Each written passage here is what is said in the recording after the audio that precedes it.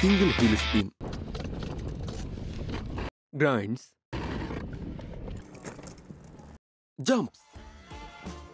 যখন কোনো কিছু হাজারবার চেষ্টা করার পরও সফল হচ্ছিলে না, কিন্তু চেষ্টা করে যাচ্ছিলে, অবশেষে তুমি সফল হলে, তখন বিশাল একটা স্বস্তি মেলে।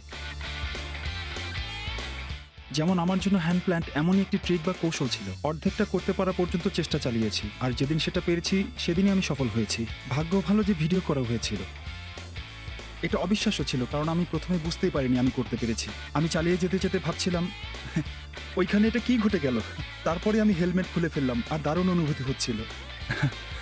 এটা ভাষায় বলা কঠিন।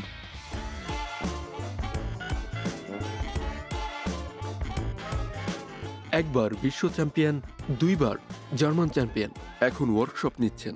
স্কেটবোর্ড কমিউনিটিকে আমি আরও মুক্তমনা করতে এবং অন্তর্ভুক্তি বাড়াতে কাজ করতে চাই। বিএমএক্স কমিউনিটি ছাড়াও এরকম অন্য খেলার জন্যও কাজ করে যেতে চাই, কেননা আমার মনে হয় না হুইল চেয়ার স্কেটিংয়ের জন্য আলাদা কিছু দরকার। বরং আমি চাই একই জায়গায় সবাই অংশগ্রহণ করুক।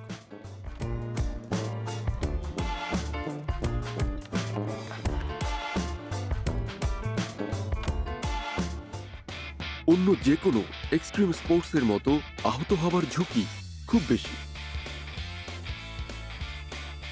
শক্তিশালী করে বানানো স্প্রিং বসানো বিশেষ wheel chair,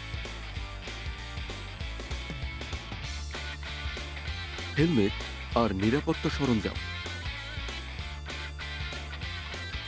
wheel chair skating প্রতিযোগিতা ডেভিড লেভিউসের বিচারকদের একজন। দেখতে দারুণ লাগছে যে তারা তাদের বেঁধে দেওয়ার সময় কি দেখাবে তা নিয়ে চিন্তা ভাবনা করছে, আর এই মঞ্চ তাদের জন্যই। তারাই নিজেদের উপস্থাপন করবে। আমি মনে করি এ খেলায় নতুনরা আসবে, তা নিশ্চিত। আমার মনে হয় হুইল চেয়ার ব্যবহার করা সমস্ত শিশু কিশোরদের জন্য হুইল চেয়ার একজন রোল মডেল থাকা খুব গুরুত্বপূর্ণ, কারণ তার কাছ থেকে বিভিন্ন ট্রিক শেখা ছাড়াও জীবনের নানা দিক তারা শিখতে পারবে।